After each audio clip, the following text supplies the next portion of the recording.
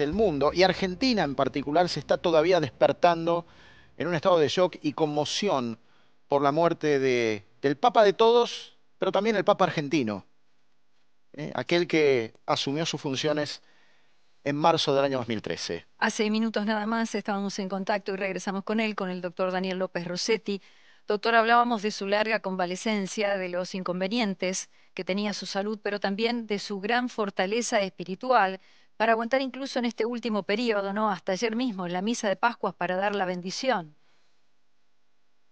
Sí, sí, indudablemente hay incluso algunas publicaciones científicas, unas que lo afirman, otros que lo niegan, depende de la sistemática de investigación, pero en la práctica médica popular uno más de una vez ha observado, aunque sin comprobación científica, que las personas o algunas personas postergan su fallecimiento, sino hasta después de algún evento que consideran importante. Lo primero que me, me llegaba respecto a esto es si el Santo Padre llegaba a Pascua.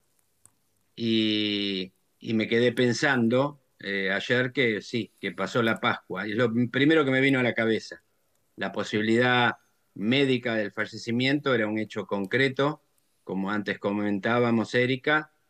De hecho, estuvo 2 momentos muy cerca del fallecimiento, con fuertes complicaciones, no solamente pulmonares, cuando los pulmones están dañados, con poca oxigenación, aumento de la mucosidad, dificultad para la oxigenación sanguínea. Bueno, lo que está pegadito, pegadito, pegadito a los pulmones es el corazón. De hecho, es toda una unidad cardiorrespiratoria. De hecho, en el tórax casi lo único que tenemos es pulmones y corazón.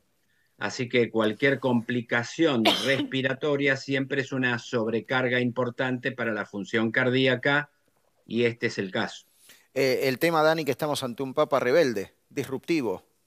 Eh, yo no sé, muy lejos de entender la medicina, hace días estaba peleando con esa afección en una primavera incipiente en Italia, todavía fresca en Europa, y el Papa quería hacer lo que hizo ayer, estar con sus fieles, estar con su gente, con los mismos mensajes de siempre, porque una de las últimas cosas que dijo es poner atención sobre la crisis humanitaria de Gaza, por ejemplo, ¿no? Terminan en el lugar de siempre. Eh, Posiblemente los médicos no le hayan sugerido esto, esta aparición así masiva, esta recorrida, el papamóvil, ir por Roma. Era imparable. Habla de su naturaleza. Sí, sí, Adrián, sin duda, pero vos usaste una palabra adecuada. Los médicos muy probablemente no le sugirieron esto. Casi seguramente no le sugirieron eso. Pero lo que vos decís es una palabra excelente. Los médicos sugieren, el paciente decide. Y sin duda, era un paciente especial. Sin duda. Por sus conductas como paciente y por su rol en la vida. Doctor, hace minutos hablábamos sobre la particularidad de su relación también con el Papa Francisco, ya que nos comentaba, tuvo una carta de él que la recibió en su casa, escrita de puño y letra del Papa. Sí, para mí fue quizás el evento más importante en mi vida, sentir la, la mirada del Santo Padre, ¿no? Porque yo había enviado un libro al Vaticano para él y, y bueno, me olvidé y un día llega a casa esta carta con la dirección de casa y atrás con letra muy chiquitita dice F. punto, Casa Santa Marta 00120 Ciudad del Vaticano. Y cuando la abrí, eh, estaba esto escrito también con letra muy chiquitita, con unas palabras muy lindas, eh, y que voy a leer solamente la última parte, que, bueno, toda la carta habla de él, pero voy a leer la última parte que es la de él. Eh, Le deseo, esto llegó el 28 de diciembre de 2013, Le deseo un santo y feliz año 2014 con todas las bendiciones del Señor. Y por favor, esto es lo típico de él, y por favor le pido que rece por mí, fraternalmente y muy chiquitito, Francisco. Habla de él, ¿no? Está Habla de él, emocionado, sí. doctor. Habla de él. Emocionado el doctor. Habla Habla de él. de lo que era el Papa, ¿no? Estaba, Sí. te podía hablar en una plaza repleta, te podía hablar en el corazón de África y podía dedicar un espacio, un momento, un detalle, algo que uno entiende estaba muy lejano a él en este momento, Dani, pero más allá de reconocer tu trabajo, que es indiscutible, ¿no? Pero Sí, estar en ese pero detalle. uno es insignificante. Era un hombre especial. Recuerdo que un primo mío me dijo algo así como, ¿te das cuenta lo que es? Bueno, es muy fuerte. Eh, Recibir la atención del Santo Padre, una cosa muy, muy fuerte. La verdad que un tema.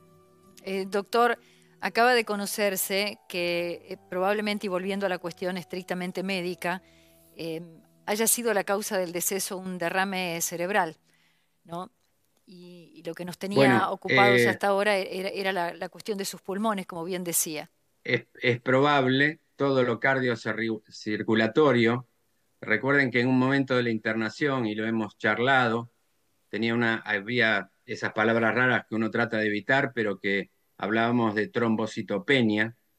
La trombocitopenia es la disminución de plaquetas, que son unas células en sangre que tienen que ver con la coagulación sanguínea. Él recibió transfusiones en una infección generalizada. Recuerden que había una palabra que era infección o neumonía bilateral y después se agregó una palabra compleja que era polimicrobiana. Poli es muchos, microbiana, microbios. Generalmente, si uno de nosotros en buen estado de salud general nos infectamos y digamos que nos infectamos del pulmón y tenemos una neumonía y los médicos pueden encontrar adecuadamente cuál es el germen causante, pueden utilizar un antibiótico o un esquema antibiótico específico para ese germen. Acá ya se estaba hablando de polimicrobiana, quiere decir la situación en la cual a una persona, por su disminución de defensas inmunológicas, está tan sensible que son distintos los gérmenes que lo pueden afectar y los cultivos que hallaron en ese momento encontraron distintas bacterias, lo cual agravaba el caso.